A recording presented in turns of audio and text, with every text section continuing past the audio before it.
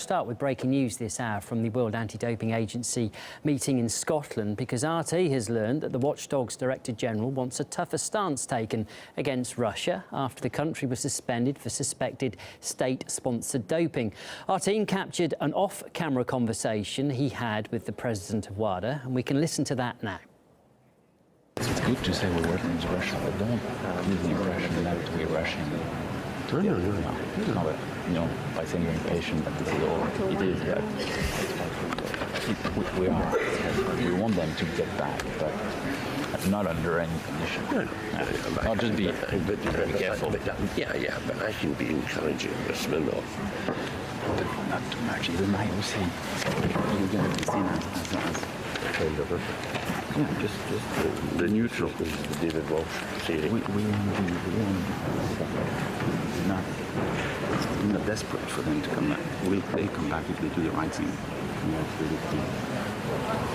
And we're working with IAAF and IPC on that. Yeah, I didn't want to. Well, with more on that and what was said officially at the meeting, here's Laura Smith. Truly has been a day of two halves for Russia as far as their relationship with WADA is concerned. You heard that open mic situation. Why they had that conversation so close to the end of a press conference is anyone's guess. But during that press conference, Sir Craig Reedie, the president of WADA, said that he was pleased to have Vitaly Smirnov, who heads the Russian Anti-Doping Commission there. Having Russia fully compliant is a priority for WADA. We're keen to put this experience behind us. It's been two very unpleasant years, he said.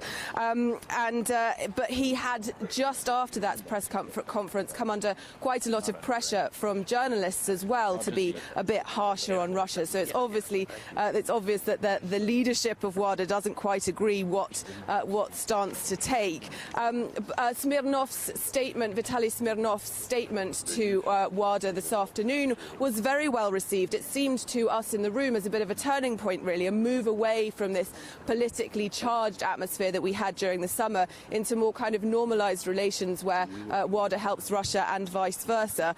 Board members said that progress had been made. That, though, was inside the room. Listen to what happened outside the room when Smirnov was confronted with international journalists. You were cheating and the government was helping you cheat. Why will you not accept this? If a certain person is a criminal, doesn't mean that the whole country belongs to Is that. Mr. Mutko a criminal? Mr. Mutko is Deputy Prime Minister. Why were Yuri Nagornik and Natalia Zelenova dismissed? His name was mentioned in McLaren So report. is that Mr. Nagorny member of the Russian government, yes or no, or was he? No, he was not. He was not. He was not deputy sports minister? No, he was deputy minister. He was not. Deputy minister is a member of the government. That's only ministers member of the government. A deputy not? No. This, of course, all follows the release of the McLaren report, which accused Russia of a 4-year state-sponsored doping programme, and you'll remember led to more than 100 Russian athletes being banned from the Rio Olympics. Now, the final version of that report, WADA has announced, will be released on the 9th of December. Vitaly Smirnov doesn't think it'll hold any surprises, and it may form what we might call the end of the beginning of this affair, but it looks certain from today's proceedings that Smirnov, Russia and his team have quite a long way to go. Well, joining us live now to discuss the WADA meeting is sports writer and sociology professor Ellis Cashmore. Good evening to you, Ellis. Let's start off with what was said then off mic. It's always interesting to hear what people say off mic, isn't it? What did you glean from it? Does this show any big divisions, do you think, within WADA here? I don't think big decisions, Andrew. I was a bit surprised at the hostility of the journalists. I mean, they really besieged Smirnov, really hardly gave him time to draw breath before accusing Russia of cheating and criminality and all sorts of accusations, which he seemed a little bit uncomfortable at first, but I thought took it with some dignity, to be honest. But it just shows you the tone of the media at the moment when it comes to Russia and doping. They are still linked in the minds of most journalists, and I don't think that link is going to break anytime soon. I think there will be a clarification on December 9th when the full McLaren report is published. And I await that quite eagerly, frankly, because McLaren, who prepared the original report in which the so-called state-sponsored doping was documented, has, before today, declined to produce evidence. He was asked to do so. Thomas Bach, the head of the IOC, that is the International Olympic Committee, asked him to produce evidence of the state-sponsored doping that he alleges went on over a 4-year period in Russia. And he declined to do so. So we wait with interest to see if the December 9th report contains the evidence that most of the world are waiting for. Sure. I mean, also at today's meeting, Ellis, we were hearing from the WADA Deputy Director General too, and he was insistent that Russia must admit that it was guilty of state-sponsored doping, something Russia has always denied. So, I mean, they're not really going to change their tune now, are they? I mean, exactly. How is it helpful to make statements like that? Exactly. It's completely unhelpful, actually, Andrew, in my opinion. I mean, what Russia's done throughout is just remained fairly silent about this. It hasn't conceded that there is any such thing as state-sponsored doping. I imagine that it will bide its time and wait to see if that evidence is ultimately disclosed and is compelling. I mean, you know, there's evidence and evidence. So far, we have just a few shreds of evidence that have been supplied by McLaren. What has made this a particularly embarrassing period for WADA, on top of this, has been the fact that the disclosures came about not as the result of any doping procedures, but as a result of a whistleblower who just said, hey, there's something going on in Russia that we think is untoward. Why don't you go and investigate it? And McLaren then took up the cudgels from that point onwards. Since then, of course, there's been a lot of internal bickering. The various governing organizations of sport, I suspect, have decided, I won't say decided, but are contemplating, let's put it that way, what life would look like after WADA. In other words, they, I believe, are seriously thinking about ditching WADA and saying, well, we'll set up our own anti-doping agency so we can mount our own investigations and see where that gets us, because WADA really hasn't got us very far so far. Compounding this embarrassment, if you can compound it even further, is the fact that shortly after the Olympics, we'll all remember this, I imagine, there was a so-called hack of the WADA files in which it was revealed that several athletes who were Olympic medalists were taking dope quite legally because they were what they call therapeutic use. So there is this clause that we didn't know about until the so-called hack that allowed athletes with medical supervision to use performance-enhancing dope, and several were named, of course, and admitted it and said they did so quite legally.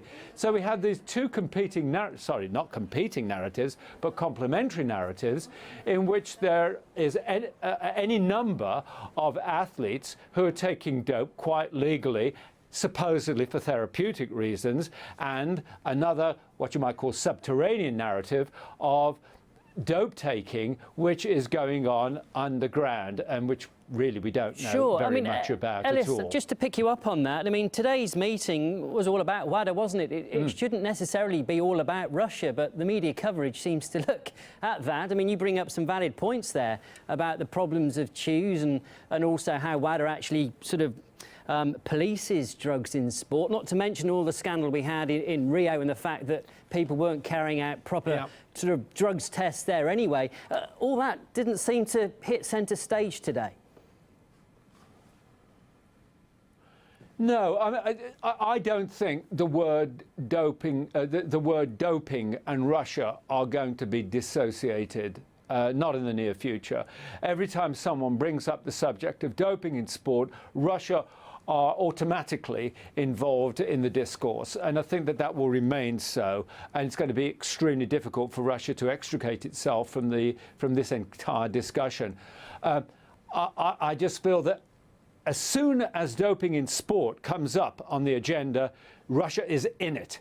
It's as if they've become a convenient fall guy for all the supposed evils about doping in the world of sport. And while this goes on, the politics of the situation are that attention is deflected from all the other countries in the world where doping is rife, because people are just saying it's all going on in Russia. The question today seems to have been whether there has been a thawing of relations with Russia. In other words, is the world of sport prepared to allow Russia back in, to rehabilitate itself, in other words? Or is the fact that Russia has been silent on this and has shown remorse, but not necessarily has become completely compliant, does that mean that Russia will remain the scapegoat? And I don't think there is an answer to that forthcoming.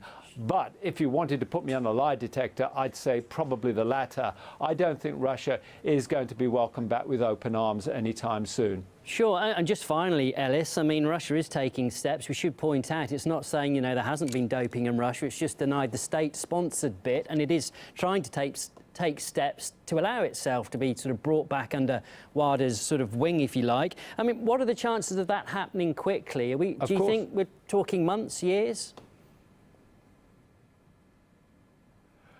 Well, it'll be sport by sport, Andrew. I don't think there's going to be a quick fix solution across the whole spectrum of sports. I think athletics in particular, I think we have a bit of a thorny problem here because so many athletes around the world, non-Russians, I hasten to add, have all said that they have felt cheated because they missed out on a gold medal or a silver medal or any kind of medal at all, not just at the last Olympics in Rio, because there were no Russian athletes there at all, of course, but in previous Olympics going right back to Beijing and perhaps even before.